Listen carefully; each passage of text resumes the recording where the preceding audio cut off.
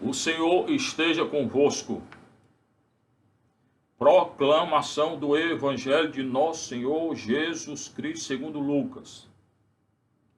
Naquele tempo, Jesus saiu da sinagoga e entrou na casa de Simão. A sogra de Simão estava sofrendo com febre alta e pediram a Jesus em favor dela. Inclinando-se sobre ela, Jesus ameaçou a febre, e a febre a deixou. Imediatamente ela se levantou e começou a servi-los. Ao pôr do sol, todos os que tinham doentes atingidos por diversos males, os levaram a Jesus. Jesus colocava as mãos em cada um deles e os curava. De muitas pessoas também saíam demônios gritando: Tu és o Filho de Deus. Jesus os ameaçava e não os deixava falar, porque sabiam que ele era o Messias. Ao raiar do dia, Jesus saiu e foi para um lugar deserto. As multidões o procuravam, e indo até ele, tentavam impedi-lo de que os deixasse. Mas Jesus disse: Eu devo anunciar a boa nova do reino de Deus também a outras cidades, porque para isso é que eu fui enviado. E pregava nas sinagogas da Judéia. Palavra da salvação, glória a vós, Senhor. Sente um pouquinho, que eu vou refletir com você esse texto. Naquele tempo é hoje, agora, na hora que é anunciado, acontece no coração de quem acredita, que quem tem fé, esperança, né? E segue aquilo que está escrito.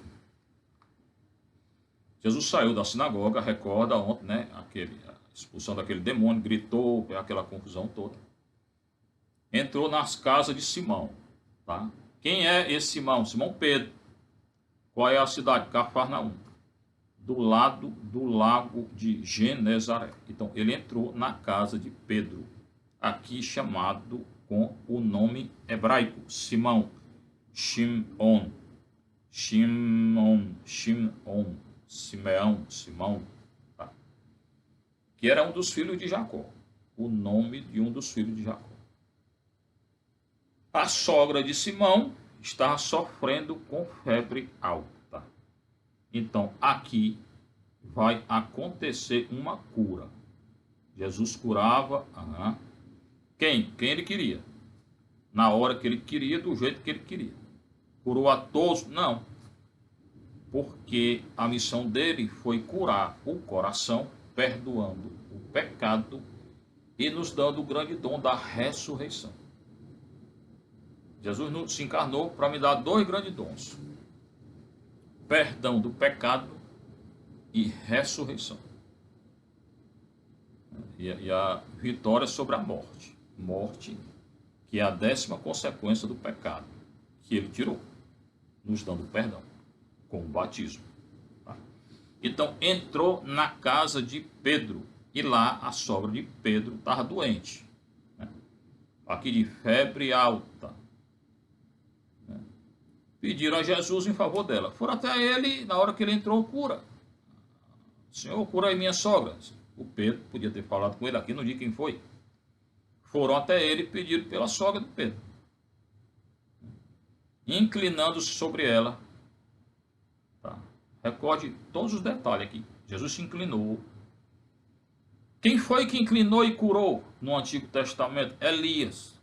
E ali ele se inclinou e ressuscitou o filho de uma viúva. Aqui o Senhor se inclinou, por isso que o povo confundia Nosso Senhor com Elias. E como Elias tinha sido arrebatado, eles achavam que Elias tinha retornado na pessoa de Jesus, porque Jesus faz todos os gestos de Elias. Ele se inclina, Elias se inclinou e ressuscitou. Ele ressuscita o filho de uma viúva, Naim, Lucas 7. Elias ressuscitou o filho da viúva. Né? Elias multiplicou azeite e trigo, ele multiplicou o pão. e peixe, e tudo que Elias fez, nosso Senhor fez. Aí o povo confundiu ele com Elias, né? Um profeta. Tá? Se inclinou sobre ela, o Senhor, ameaçou a febre, né? E a febre a deixou, mandou a febre embora. Curou na hora. Teve grito? Não. Tá, então tem teólogo aí que diz, não, esse negócio de demônio não existe, não, é cura também. Ele curou, não tinha demônio não. Mas é diferente, quando um relato de uma cura, não tem grito, não tem nada. Já quando tem um demônio, tem grito, confusão. O verbo grego para curar é um, para tirar o demônio é outro. É muito diferente. Ainda tem a preposição, né, que diz Jesus curava e expulsava. E esse I é uma conjunção aditiva. Eram duas coisas diferentes, a cura e a expulsão. Então, três razões para dizer que é realidade diferente. E não era tudo cura, não. Uma coisa é a cura, outra coisa é a expulsão. Imediatamente ela se levantou e começou a servir. Recorda Maria lá, quando o anjo anunciou, né, que ia dar à luz o Filho de Deus. O que ela fez? Na hora se levantou, foi servir Isabel. Então, um sinal da cura e da presença do Senhor e de quem está agradecido por essa presença do Senhor é, na hora, querer servir os outros. Porque sentiu o dom do Espírito Santo que veio através da cura ou da anunciação do anjo. E quando a gente sente o dom do Espírito Santo, a gente quer agir de acordo com o dom do Espírito Santo. Que é o quê? Servir, sair de si e ir ao encontro do outro, dar a vida pelo outro. É o contrário do egoísmo. O mundo hoje está centrado no egoísmo. Todo mundo quer tudo para si. O amor cristão é o contrário do egoísmo. É eu sair de mim e ir até o encontro do outro. Servir o outro. Sem querer nada em troca. E isso por toda a vida. Esse é o amor cristão. Imediatamente ela se levantou para provar que estava curada, né? E começou a servi-los. Servir Jesus e todos os outros. Ao pôr do sol, né? Aqui não diz que hora ele entrou lá na casa do Pedro. Mas diz que de tardezinha ao pôr do sol, todos os que tinham doentes, atingidos por diversos males, levaram a Nosso Senhor.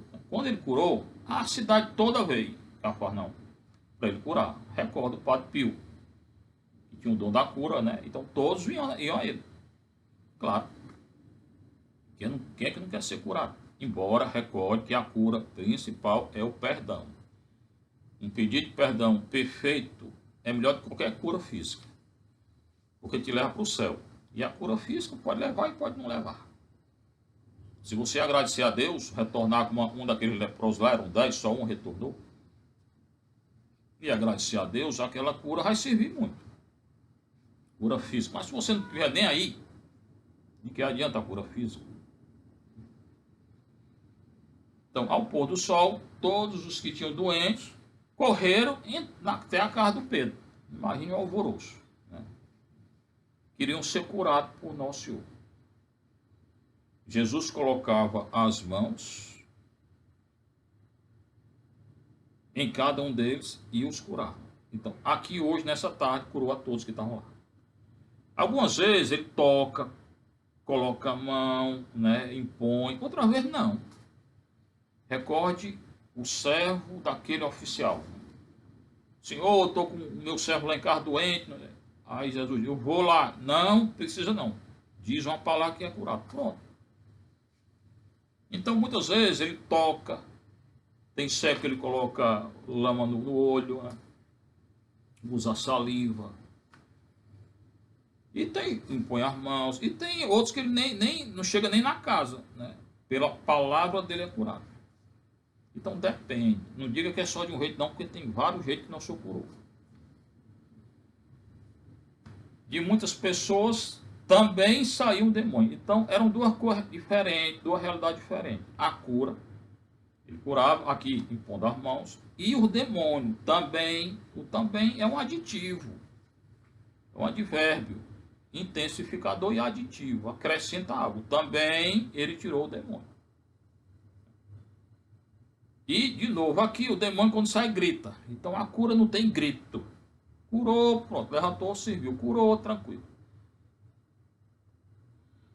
De muitas pessoas, outras, também saiu um demônio gritando: Tu és o Filho de Deus. O demônio conhecia Nosso Senhor.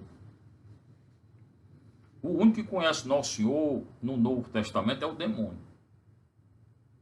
Ele desconfiava já e conhecia. O Pedro não conhecia, os discípulos não conheciam, ninguém conhecia.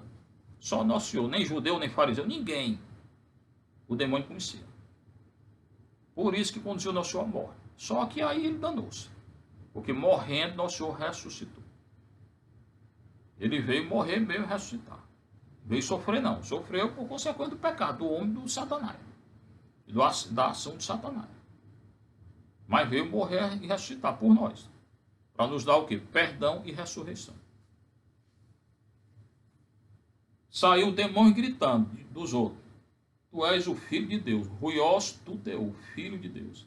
O João escreve o evangelho dele todinho para provar, demonstrar que o Senhor é o Filho de Deus. É o essencial, é. Ele é o eu sou dali de Êxodo 3,14. Aquele Deus que veio até Moisés, se revelou a Moisés. É Nosso Senhor. Eu sou aquele que sou, eu sou do Evangelho de João. Jesus os ameaçava, né, e não os deixava falar.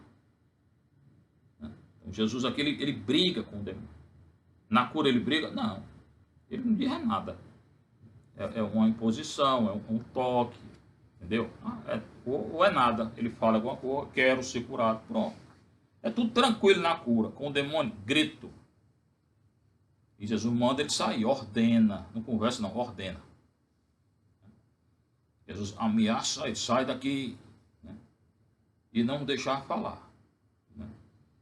Porque sabiam que ele era o Messias. Aqui é outra coisa importante. Nosso Senhor não queria que ele dissesse que ele era o Messias, porque não era a hora de anunciar. Se todo mundo começar a acreditar que ele era o Messias, os fariseus viriam agora e o condenariam à morte.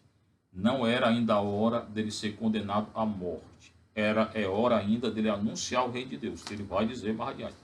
Então, impedia o demônio de dizer que ele era o Cristo, porque não tinha chegado a hora dele morrer.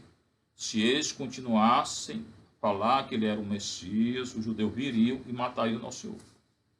Porque o judeu, Nosso Senhor não era o Messias, não era nada. E a condenação à morte, quando ele diz que é Deus, aquele Deus do Daniel. Então, não era a hora ainda de morrer. Por isso que ele proibiu os demônios de falar. Ele tem autoridade de tudo. O Senhor tem autoridade de tudo e em todos.